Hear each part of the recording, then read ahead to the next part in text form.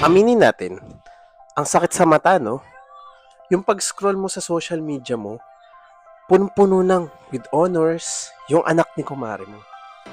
May medal, may certificate, nakangiti sila sa picture.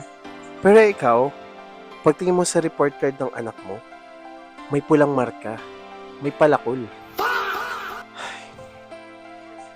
Ang bigat sa loob, di ba? Yung parang gusto mong sumabog sa galit. Pero kasabay nun, napapaitan ka rin. May isip mo tuloy, failure ba akong magulang? May pagkukulang ba ako bilang magulang? Bago ka mag-sermon, bago ka maghagis ng cellphone, o bago ka maiyak sa banyo, pause muna tayo. Usap muna tayo. Kasi dito sa channel natin, alam nyo naman, hindi tayo nagpapanggap na perfect. Pag-usapan natin tong bagsak na grado sa totoong buhay. Alam nyo, hindi kayo nag-iisa. Kaya lang naman natin nararamdaman na tayo lang ang may problema. Kasi syempre, sino ba naman magpo-post sa My Day ng proud of my son for his 74 grade? Wala, di ba? Syempre, puro awards lang ang nakikita natin. Pero ito, share ko lang ha, kahit ako, hindi nakaligtas dyan. Nakaranas rin ako bumagsak. At alam nyo kung saan?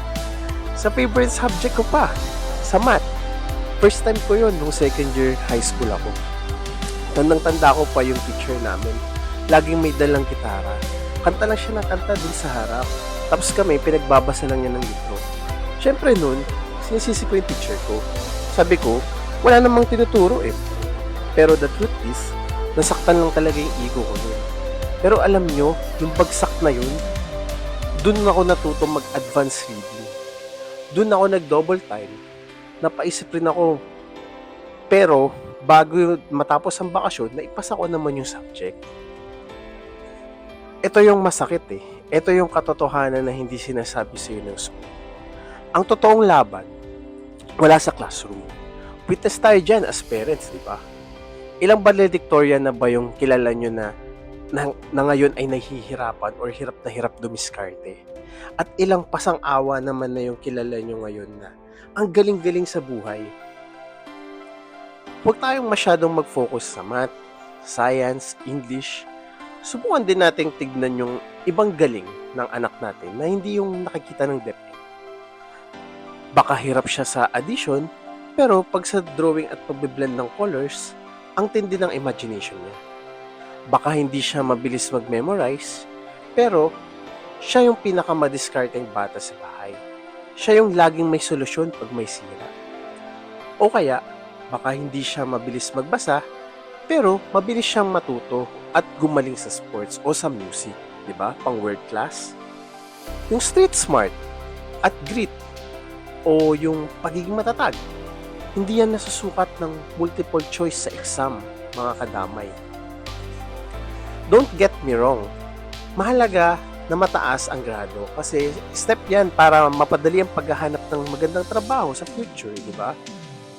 Pero, ang grit, resilience at character ang magdadala sa kanila sa tuktok. Kapag bumagsak ang anak mo ngayon at tinulungan mo siyang bumangon, tinuturuan mo siya kung paano harapin ang failures ng real world. Kaya pag uwi ng anak mo, imbis na, bakit ka bumagsak? Yan agad na sasalubong mo, subukan naman natin itanong, anak, ano nangyari? Mahirap ba yung mga lessons? May maitutulong ba si Popshi or si Momshi? Kasi, kapag galit agad ang hinarap natin sa kanila, ang possible matutunan yan ay yung matakot sila sa atin. At kapag natatakot sila sa atin, maaring di sila maging open at hindi sila magsabi ng totoo. Hindi natin maituturo yung pagbangon kung ang pinapakita natin ay pagbagsak palalo sa kanila. Ang kailangan nila ngayon, resilience. Yung kahit nadapa, alam nilang may kamay na aakay sa kanila para tumayo ulit. At para sa inyo namang mga estudyante na nanonood ngayon, listen to me. Hindi ka bobo. At hindi ikaw yung walang mararating. Yung bagsak mo ngayon, isang chapter lang yan sa mahabang libro ng buhay mo. Isipin mo lang, ito yung redemption arc mo. Pwede pang mag-summer class. Pwede pang mag-aral ulit ng mas mabuti next year. Ang mahalaga, hindi ka sumuko. Ang failure ay hindi finish line. Isa lang itong speed bump. Bagalan mo, pero huwag kang hinto.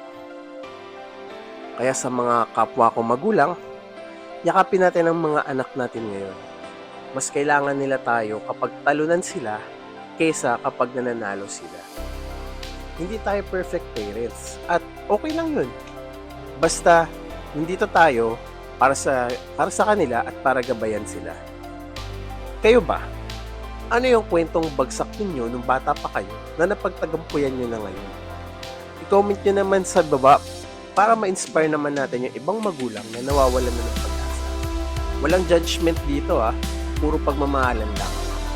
See you sa susunod na video. Ingat, mga mamshi, mga papshi.